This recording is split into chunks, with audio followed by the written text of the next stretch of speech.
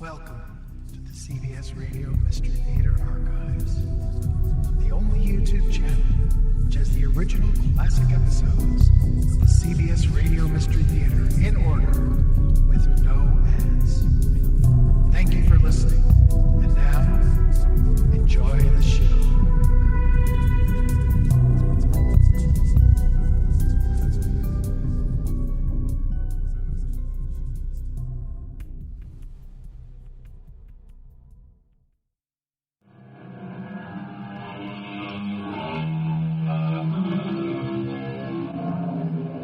Come in. Welcome. I'm E.G. Marshall. Life, the philosophers tell us, is a journey. It is the story of the road we took and the people we met. And when that road crosses with another, it is the story of the choice we made.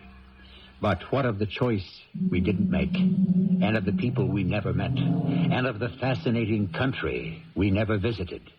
The land of might have been. Here's the fella I want you to meet. Tom Ditson. Oh, where does he come from? Well, I suppose you could say he comes from inside my head. Dudley, are you all right? I thought him up.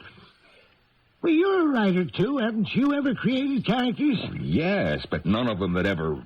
It happens to all of us eventually. Your turn will come.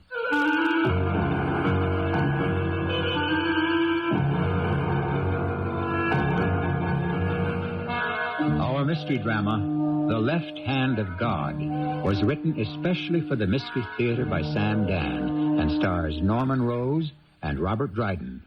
I shall return shortly with Act One.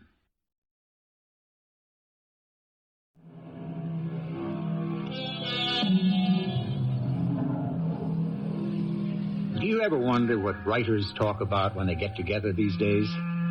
It's mostly about agents and pre-production deals and residuals. After all, why should writers be more altruistic than, say, ball players? But in the good old days, when only the rich people had money, writers would sit around and talk about plots and characters and all sorts of literary things like that. And we would talk about other writers, too. My name is Sam Clemens, but I suppose you know me better as Mark Twain. This really isn't my story. It belongs to another writer. Partly to disguise him, I'll call him Dudley Everett. You won't guess his name, so don't even try. Well, one winter's night, must have been in 1907, I was sitting in my rooms in Greenwich Village in New York City. Sam. Evening, Dudley? Sam, you got to save me. From what? From what? I don't know. Maybe from myself. Oh, you just take off your coat and sit down. I don't plan to stay that long. Well, where are you bound? Back home. Provided... Yes, provided. You come with me. All the way up to 14th Street at this hour? Please, Sam. Dudley, what is the matter? I'm afraid to be by myself. Oh, you should have gotten married. And then you'd never be alone. A man's wife can die on him. He's still alone, isn't he? No, I'm not alone. Everywhere I go, Livy is still with me. I close my eyes. I can see her. We talk. I'm never by myself. I always have her company. Sam, I came here for help.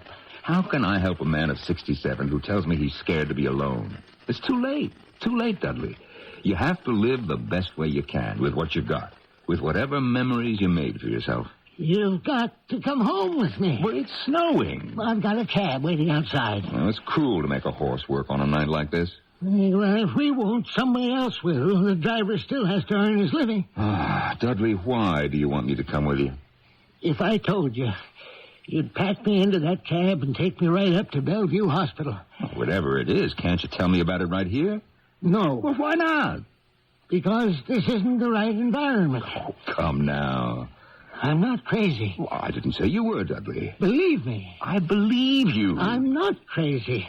And I've done you a few good turns in my day. I don't seem to recall. But didn't I introduce you to Bruce Bosworth, the new editor at Everybody's Magazine? And didn't he swindle me out of $350?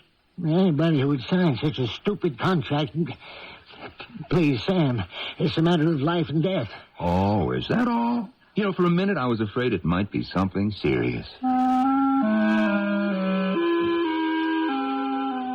He was really a good fella most of the time. He would have done the same for me. Or would he? I'm not so sure. Anyway, we went out into that bitter night and finally arrived at his home. I was still no wiser. Well, Dudley, why have you brought me here? Sam, how long have you been a writer? Well, let's see. I published The Jumping Frog of Calaveras County back in '65. Sam, have you ever met any of your characters? Of course I have. All of them. No, I don't mean just in your imagination. Well, I've also been a journalist. I've written about real people. What I mean is, have you ever met any of your fictional characters? I've patterned many of my fictional characters after actual people. That's not what I mean. Well, what in the thunder do you mean, Dudley? Have any of your characters ever appeared to you and said, "Listen, you didn't give me a fair shake"? Well, thinking about it later, I may have wished I'd make a story come out different. You keep edging away from it. From what? From an actual encounter with a character you created. He becomes real. He has a life of his own. Oh, it's impossible. Why? He cannot have a life of his own. Why not? Because I have created him, and therefore the only possible life he can have is the one that I have given him. You're saying he can have no thoughts of his own? Only those I place into his head. Sam, I'm writing a story about a young man. He's going to be hanged. Mm-hmm. Why? For murder.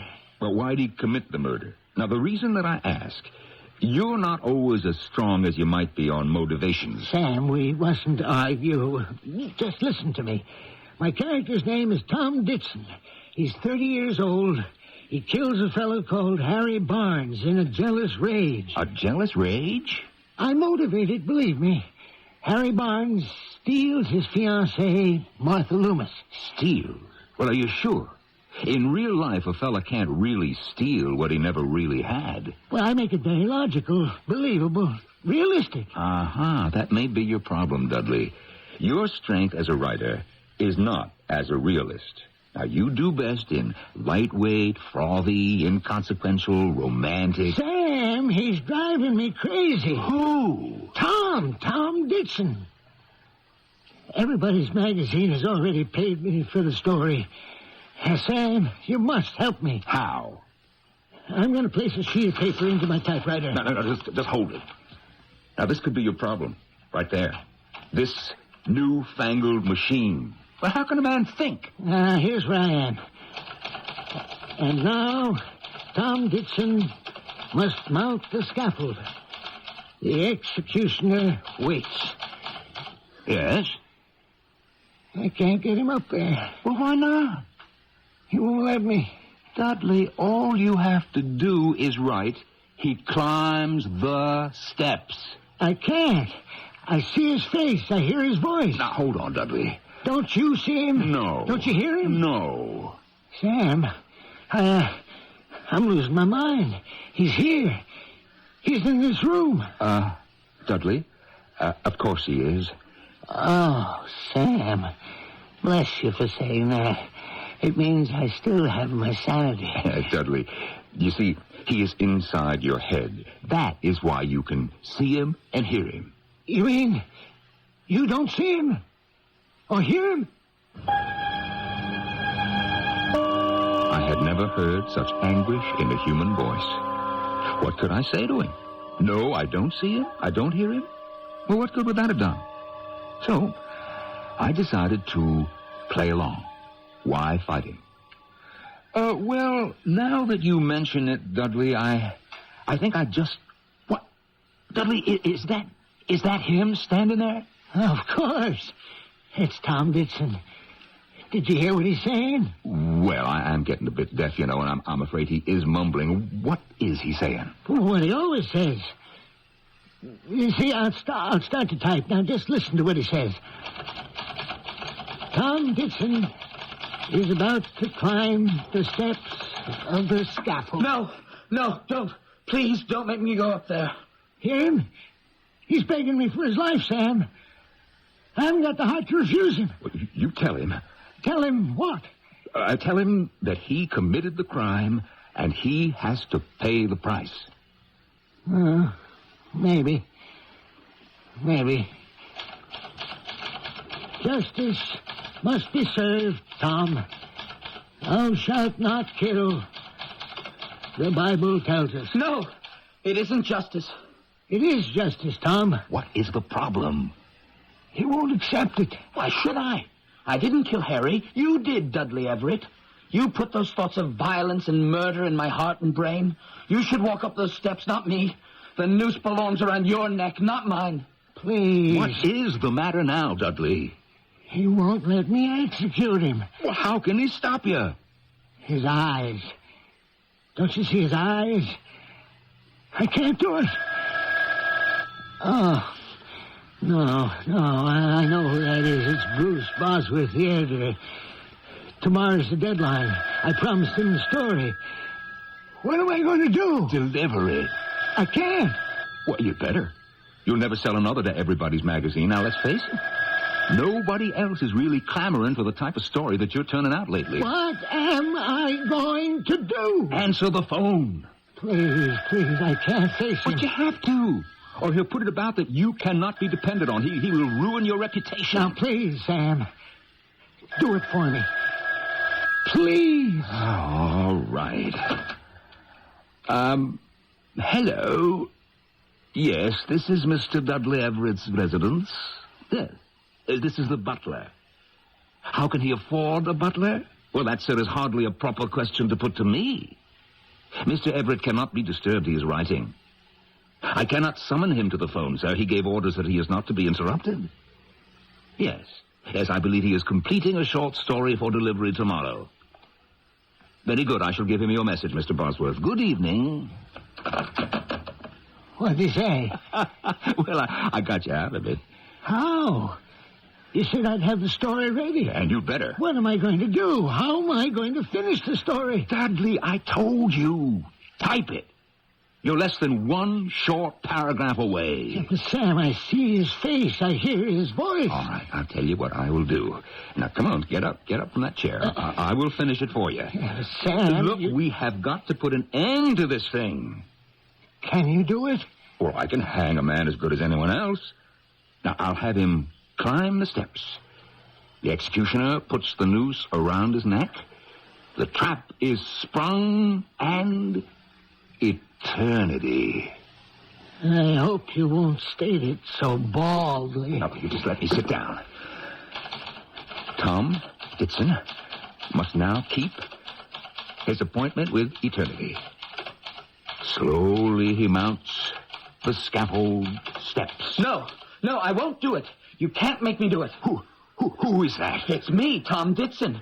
Can't you hear me? Tom Ditson? Oh, please don't kill me, please. Dudley, I hear somebody. But you know that is impossible.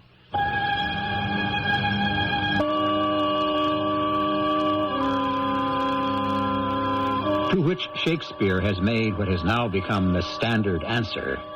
There are more things in heaven and earth than are dreamed of in your philosophy, Horatio. We don't know about Horatio's philosophy, but we are familiar with Mark Twain's. Let's see how he can accommodate to these new promises in Act 2.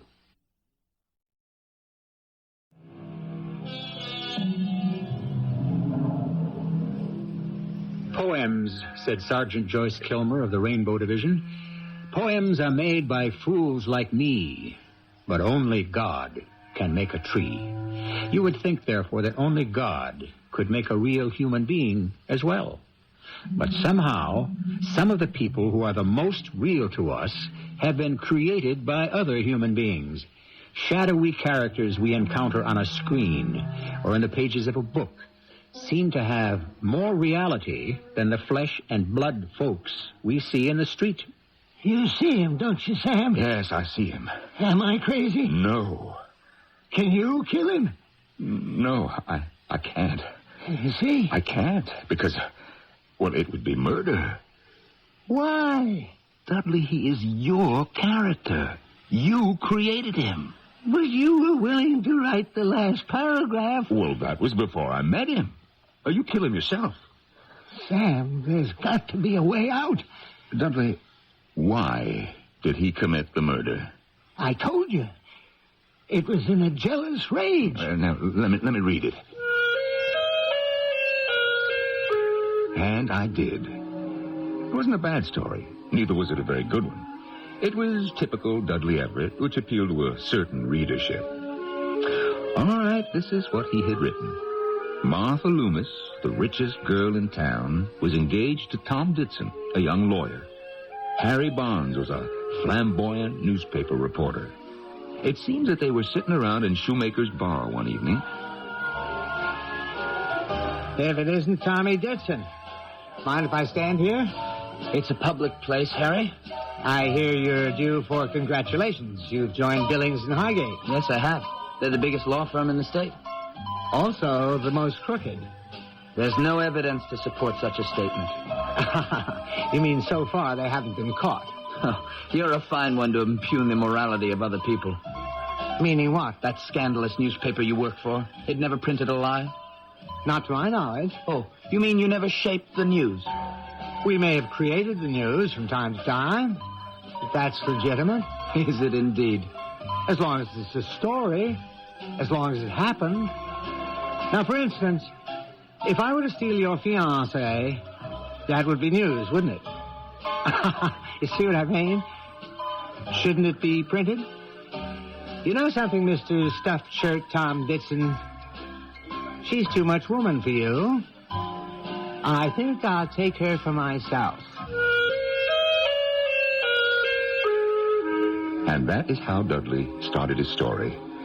Well, it becomes predictable, but aren't most stories? It's all in how the author handles it. Anyway, a few nights later, Mr. Tom Ditson calls at his fiancée's house. Good evening, Mrs. Loomis. Oh, well, yes. Good evening, Tommy. Would you tell Martha I'm here? Well, Martha isn't home just now.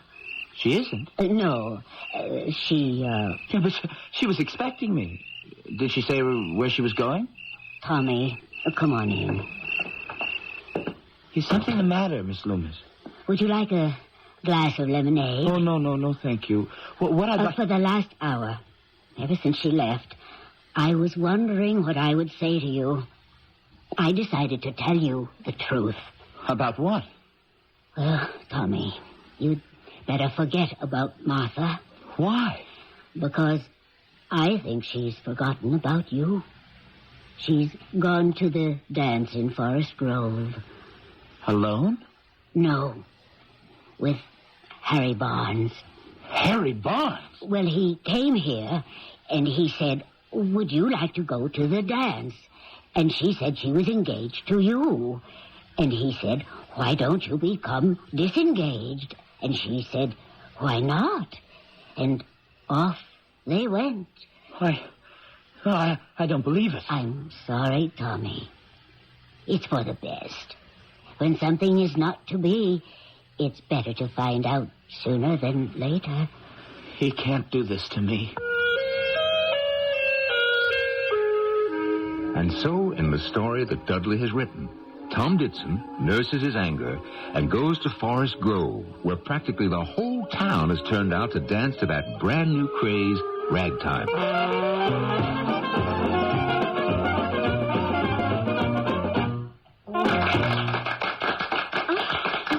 I didn't know you were such a marvelous dancer, Harry. Why, you'll find I'm full of surprises, Martha. Martha, what's the meaning of this? Please, Tom, did you have to come here to make a scene? Oh, you're the one who made the scene in the first place by coming here with him when the whole town knows you and I are engaged. Oh, I'm sorry, Tom. Oh, Martha, don't you see? He's only doing this to make a story for his newspaper. I am doing this because I happen to be in love with her. And I'm in love with him. I'm sorry. It's how these things happen. Harry, you said to me, if I should steal your fiancée, that would be news, wouldn't it? Well, it's turning into a bigger news item than you thought. Harry, he's got a gun! But you won't live to write it. No! And so Tom kills Harry. And although his lawyer pleaded the unwritten law, the tough old judge would have none of it, and neither would the jury. Murder is murder, and murderers must hang. There was no plea bargaining in those days. Do you see what I was trying to do in the story, Sam? Yeah, I suppose.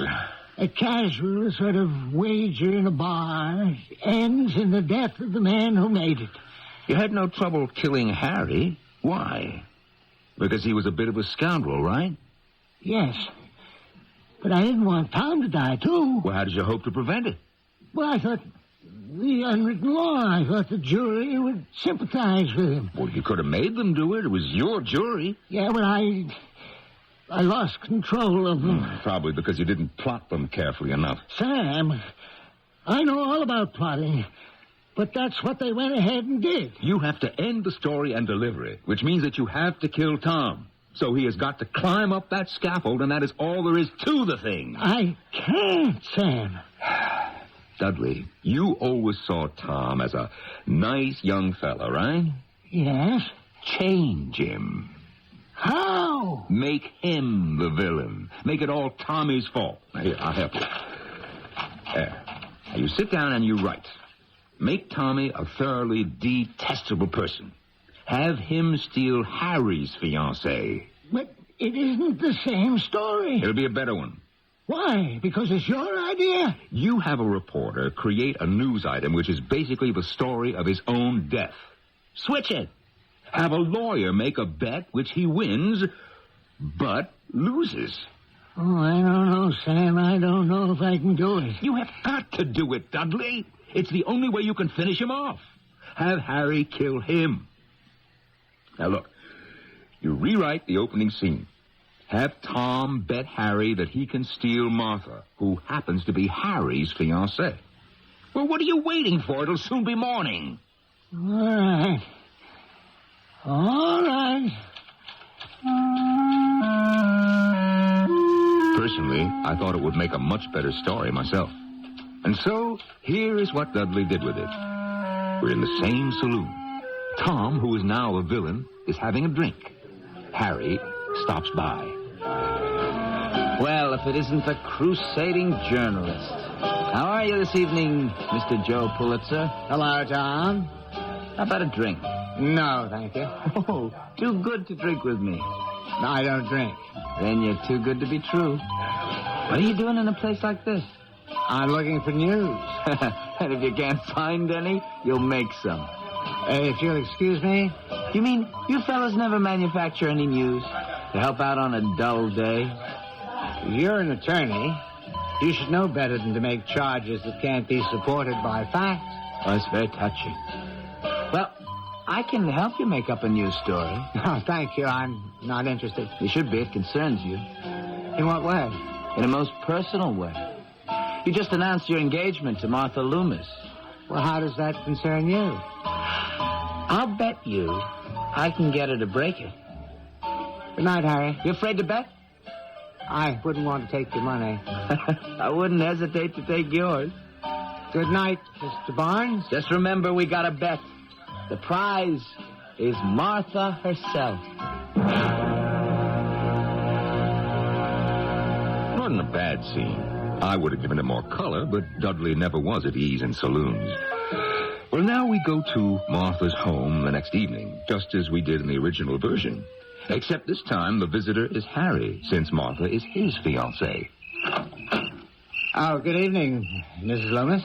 Oh, yes. Good evening, Harry. Would you tell Martha I'm here? Well, Martha isn't home just now. She isn't? She, But she was expecting me. Did she say where she was going? Harry, please come in. Is something the matter, Miss Loomis? Well, ever since she left, I was wondering what I should do. What should I say to you when you arrived here? And I decided the best thing is always the truth, especially when there's no help for it. The truth about what? People are strange. People in love are even stranger. You'd best forget about Martha. Forget about Martha? Why? Because it's obvious she's forgotten about you. She's gone to the dance in Forest Grove. Alone? No, with Tom Ditson. Well, that can't be. It's true. I held my tongue for weeks now. They've been carrying on together. What are you saying? He can't do this to me. And so, in the new version of the story that Dudley has written, at my suggestion, it's Harry who nurses his anger and goes on to Forest Grove, where practically the whole town has turned out to dance to that brand new musical craze, ragtime.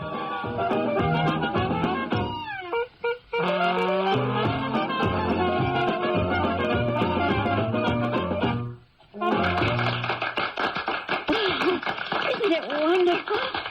I never knew you were such a wonderful dancer, Tom. Oh, you'll find I'm filled with surprises, Martha. Martha, what's the meaning of this? Please, Harry, did you have to come here to make a scene? Martha, we're engaged. He's only doing this to win a bet. I'm doing this because I happen to be in love with her. And I happen to be in love with him. He's lying, Martha. Now, Harry, why don't you just run along? Three's a crowd, you know. I won't let you ruin her life. Tom, he's got a gun. No, Harry! I'll stop you. Oh, no, you won't. Oh, somebody do something! Stop that gun! Stop that gun, Rob!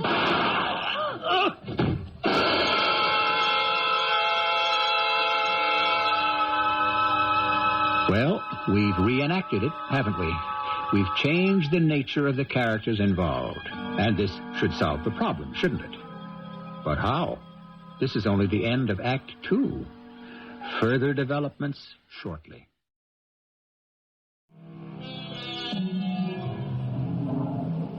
An architect lays careful plans for the construction of a house, and it all looks marvelous on paper. But once it's up, the plumbing may not work. The roof leaks. The basement floods. After a while, the whole place might collapse. Why is it different with writers who make such careful plans for their stories? And so that is how I convinced Dudley to solve the problem. Get Harry to Forest Grove and kill Tom in a jealous rage. But do you know something? Dudley fouled the whole thing up again. Well, here it is. Read it. Let me see. Harry and Tom struggled for the gun. Suddenly, there was a shot. Harry fell dead. Harry? Dudley, what are you doing? Isn't the whole point to have Harry kill Tom? Yes, I know, but But what?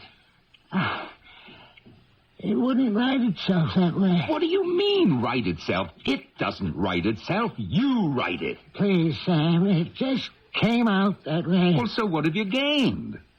I think I finally achieved reality. What reality? That Harry is really a basically stuffed shirt. Had he been a more interesting fella, Martha would never have left him. And what about Tom? He's going to go free. But he killed a man. In self-defense. Well, all right, Dudley, make your jury arrive at that verdict, and you are home. It was a story. I would not have written it, but then again, well, why say more? And so he is writing the trial scene. The prosecutor is summing up. I see a strange light in Dudley's eyes. Now the prosecutor begins to wax eloquent. A danger sign. Self-defense? Really, gentlemen? I call it murder. Deliberately provoked murder. Here is Mr. Tom Ditson, known to be a rake, a man utterly without morals, and he is 6 feet tall. He weighs 180 pounds. He is known to be a bully. There was Mr. Harry Barnes, 5 feet 5 inches tall, weighing 150, mild, unassuming, gentle. I say to you that Tom Ditson, desiring to extend his salacious love affair with Martha Loomis, deliberately provoked Harry Barnes into a fight, and thus, in cold blood, under the appearance of self-defense, killed him. What do you think of it? Well, it's not bad. The jury returns with the verdict of murder in the first degree. And Tommy must hang. Well, I thought that the whole idea was to have Harry kill Tommy because you couldn't hang him. Yes, but the prosecutor simply got away from me.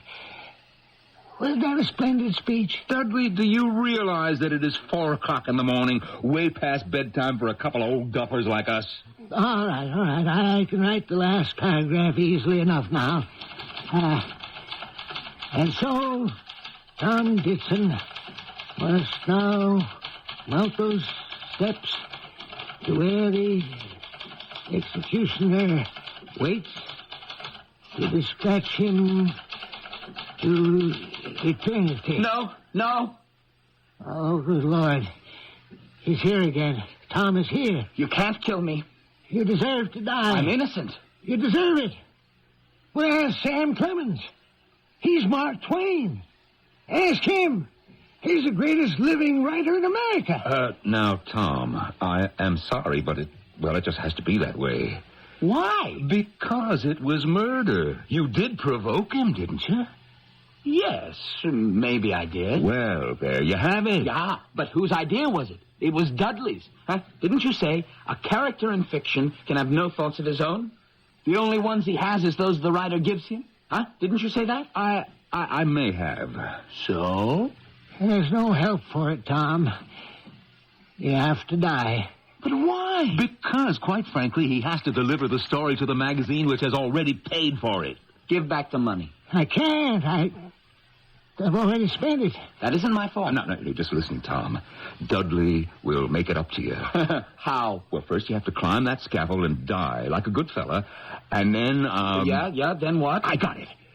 Dudley will send you to heaven, where you will have a wonderful time. Doing what? Playing a harp? Well, would you rather go to the other place? I don't see why I should go any place at all.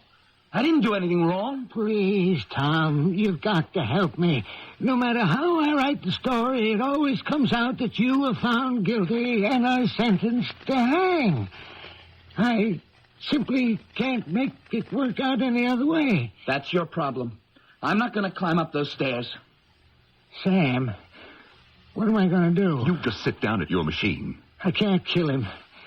Those eyes, they're going to stare at me for the rest of my life. Sam, help me. I tried to help you. Try again. Quit fighting it. Tom is guilty. No. Now, you just shut up, Tom. You just be thankful that you are one of Dudley's characters, because if you were one of mine... Oh, what's your idea, Sam? Take either version of the story. Tom the Saint or Tom the Sinner. Have him mount the scaffold. Yes? The executioner places on the hood, adjusts the noose. Sam, what are you saying? All is in readiness. We have that final pregnant moment when the whole world seems to stand still. And then a shout is heard. Reprieve! The governor has granted a reprieve. You see, and thus Tom is saved. Now, will that satisfy you, Tom? Well, do you have to cut it so close? Well, you have to give Dudley a chance to build up suspense, although I do admit that suspense was never his long suit. So, are you in the clear, finally? Why should the governor grant a reprieve? What reason would he have? Dudley, do you expect me to write that for you, too? What do you mean, too? What else have you written for me? No, it's late. Now, here's something that is just as good as anything else. Have the governor grant a reprieve because the governor is Martha's uncle. Uncle? Well, wouldn't that be nepotism? Well, sure, but that's what makes the world go round. Oh, wait. I can do a tremendous character study. My advice to you is don't. Oh, Sam, it's too good. Now put yourself in the governor's position. On the one hand, people will say he did it because he was her uncle, but on the other hand... Yes, the other. Can he be so anxious to avoid the appearance of favoritism that he would deny justice? Don't you see? He's damned if he does, and damned if he doesn't. Dudley, please don't get involved with that. Just have him do the reprieve. All I have to do is write the scene where Martha goes to her uncle and begs for clemency.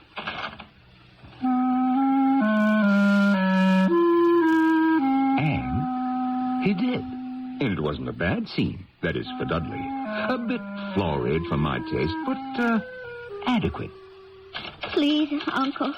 He's too young to die. He killed a man. He was provoked. Yes, he should be punished.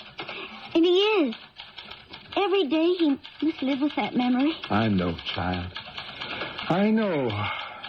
I shall have to reach a decision. The date has been set for next week. I must have time to think, to study. And I must get away from here, from all the distractions and pressures. I'll go to San Francisco. Well, but that's all the way across the country. Well, there is the telephone, my dear. Oh, Uncle, please. Please save him. I'll do what's just, my dear. Well? Why does he have to go all the way to San Francisco? To plant a suspicion in the reader's mind. What kind of suspicion? Well, perhaps that there could be something wrong with the telephone wires. Dudley, it is 6 a.m. Finish the story. All right, Sam. Here it goes. And now, Tom Dixon must mount the scaffold where the executioner waits. Oh, no. I'm not going up there. But you're going to get a reprieve. Oh, why can't I get it right now? Because I owe my editor another 500 words. Now, please, Tom, be a good fella. Climb up. I won't let them hang. The hangman nods curtly. He is about to go to work. He will place the hood over Tom Ditson's head. No, he won't. Tom! No, I don't trust you. But I swear to you... Well, where's the reprieve? I mean, where is that reprieve? All right. No hood. But I have to have that rope around your neck. And now, the noose... Oh, it stretches. Yes, only for a minute. The hangman glances at the warden for the signal. The fatal signal. Yeah, this is it. The reprieve. Get me the reprieve now. No, he does have a point there, Dudley. If you're going to reprieve him, do it. Yes, I will. The reprieve. The hope and longing for it shines in poor Tom Dixon's eyes. Will there be a reprieve? Well, there must be a reprieve. The governor is Martha's uncle. He promised, so please don't hang me. But, What do you mean, but, Dudley? What kind of a but? Sam, wait till you hear this one. You've never put such a twist into any of your stories. Wait till you hear this. The warden shakes his head. He sighs. I'm sorry, he says. And you can see he is genuinely sorry. The governor will be unable to give you a reprieve. You see, my boy, they have just had this terrible earthquake in San Francisco. And we've just been notified the governor has been killed. You promised me. You did promise him, Dudley. I can't help it, Sam. I lose control of my characters. They have lives, thoughts, ideas of their own. What are you going to do with poor Tom Ditson up on the scaffold? Sam, can you think of something? Well, he has to hang. No, I can't do it to him, Sam. I can't. Sam, listen. To what? Don't you hear it? What is that? They're coming after me. Who is? All the characters I ever wrote.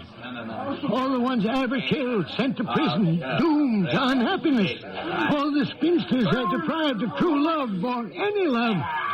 All the children who suffered poverty. Oh, Sam. Sam, they're coming after me.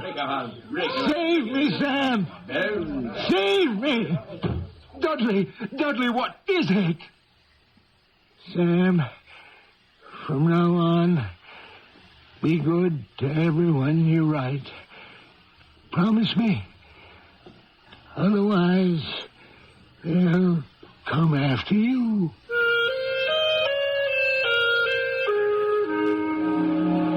Poor Dudley. He's in the sanitarium. I don't know if it's going to do him any good. Is that what happens to writers when they reach a certain age? Who knows? What's that? What happened to poor Tom Ditson?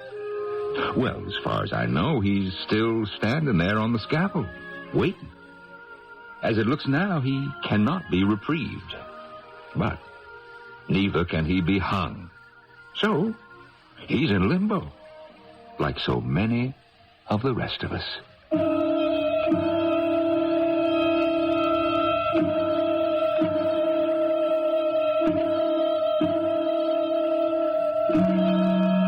Yes, as Mr. Twain so neatly puts it, we are, so many of us, in limbo, living in suspension, moving neither forward or backward, immobile as we wait for things that will never happen. But I can tell you something that will happen shortly. I shall return.